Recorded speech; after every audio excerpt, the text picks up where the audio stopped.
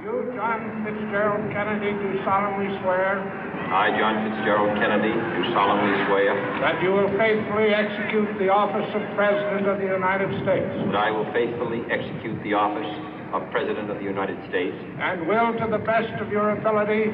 And will, to the best of my ability. Preserve, protect, and defend the Constitution of the United States. Preserve, protect, and defend the Constitution of the United States. So help you God. So help me God.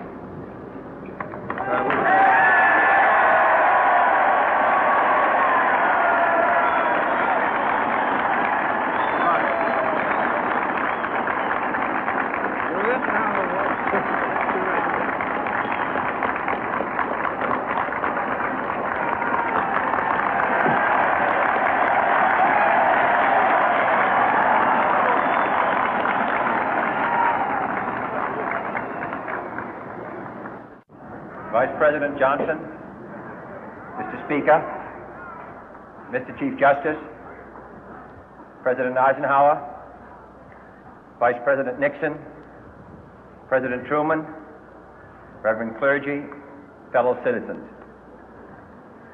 We observe today not a victory of party, but a celebration of freedom, symbolizing an end as well as a beginning, signifying renewal as well as change.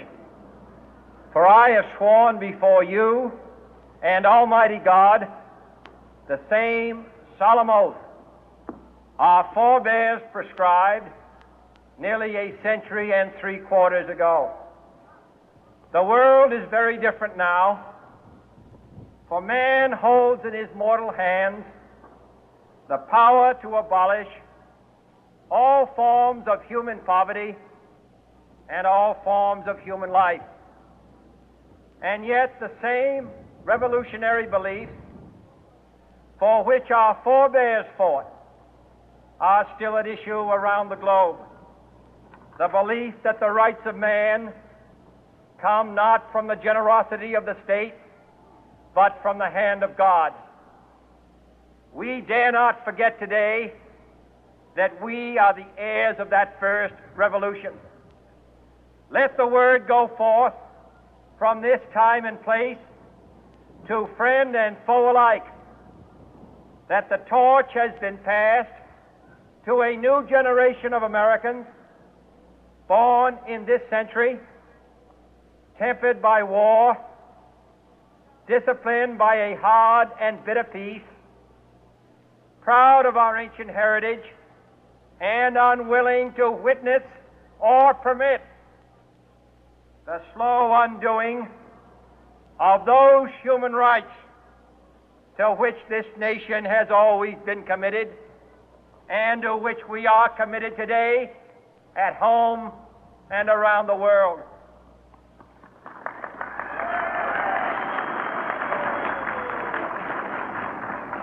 Let every nation know, whether it wishes us well or ill, that we shall pay any price, bear any burden, meet any hardship, support any friend, oppose any foe to assure the survival and the success of liberty.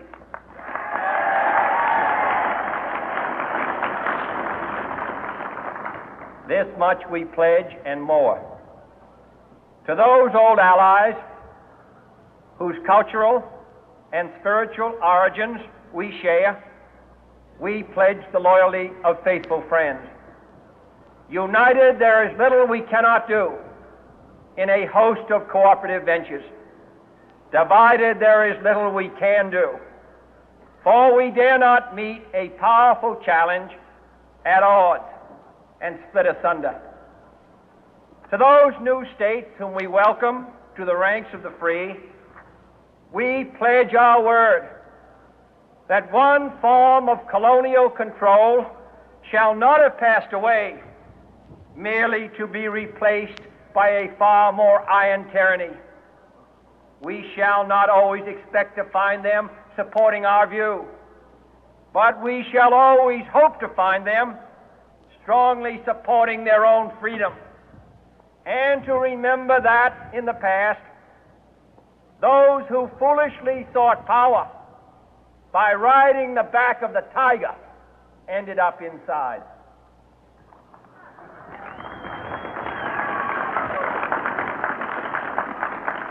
To those people in the huts and villages of half the globe struggling to break the bonds of mass misery, we pledge our best efforts to help them help themselves for whatever period is required, not because the communists may be doing it, not because we seek their votes, but because it is right. If a free society cannot help the many who are poor, it cannot save the few who are rich.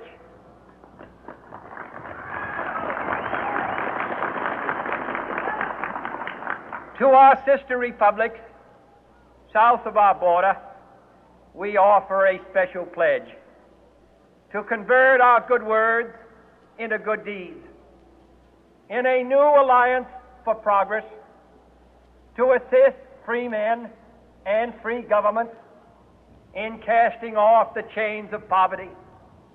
But this peaceful revolution of hope cannot become the prey of hostile powers. Let all our neighbors know that we shall join with them to oppose aggression or subversion anywhere in the Americas. And let every other power know that this hemisphere intends to remain the master of its own house.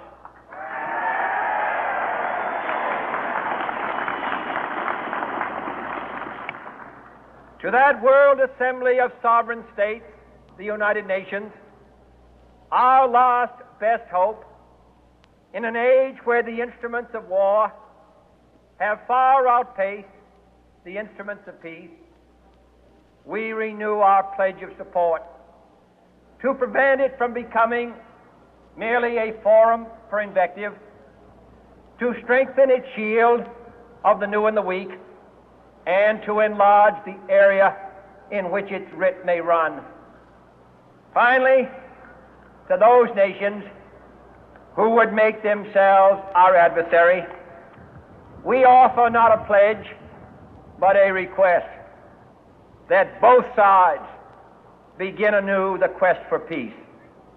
Before the dark powers of destruction, unleashed by science, engulf all humanity in planned or accidental self-destruction, we dare not tempt them with weakness, for only when our arms are sufficient beyond doubt can we be certain beyond doubt that they will never be employed.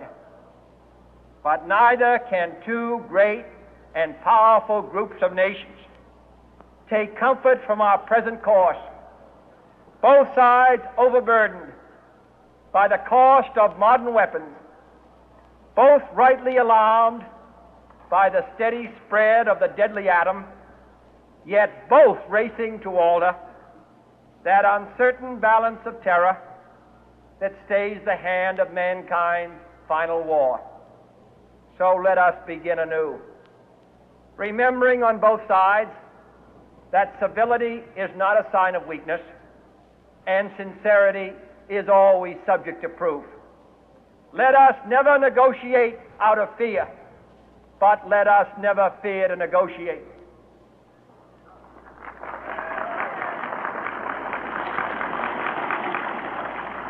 Let both sides explore what problems unite us, instead of belaboring those problems which divide us. Let both sides, for the first time, formulate serious and precise proposals for the inspection and control of arms, and bring the absolute power to destroy other nations under the absolute control of all nations.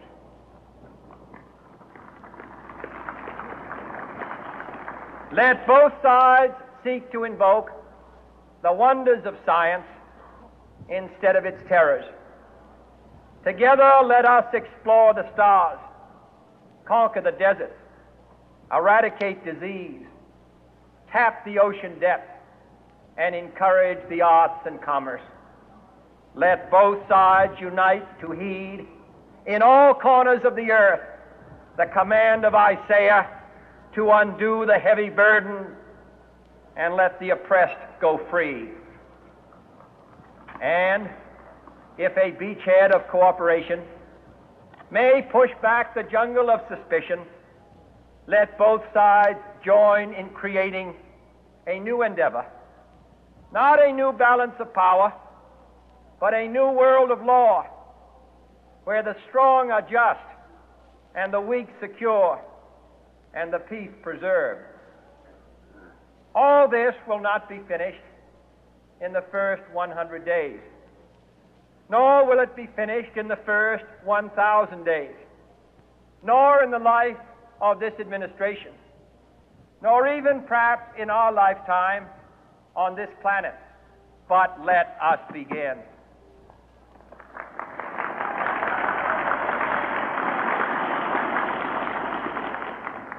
In your hands, my fellow citizens, more than mine, will rest the final success or failure of our course. Since this country was founded, each generation of Americans has been summoned to give testimony to its national loyalty. The graves of young Americans who answered the call to service surround the globe. Now the trumpet summons us again, not as a call to bear arms, though arms we need, not as a call to battle, though in battle we are, but a call to bear the burden of a long twilight struggle, year in and year out, rejoicing in hope, patient in tribulation, a struggle against the common enemies of man, tyranny, poverty, disease, and war itself. Can we forge against these enemies a grand and global alliance, north and south, east and west, that can assure a more fruitful life for all mankind? Will you join in that historic effort?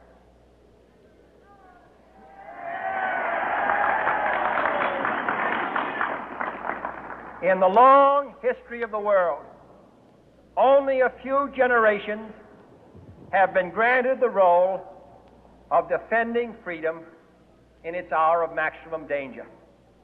I do not shrink from this responsibility. I welcome it.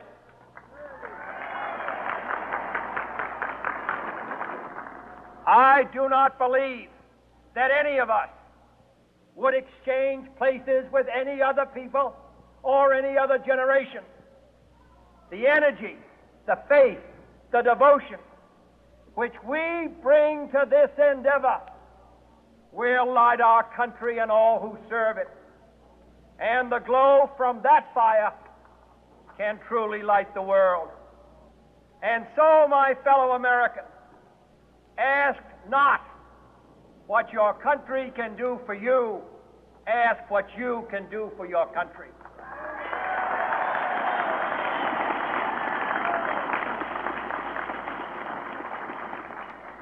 My fellow citizens of the world, ask not what America will do for you,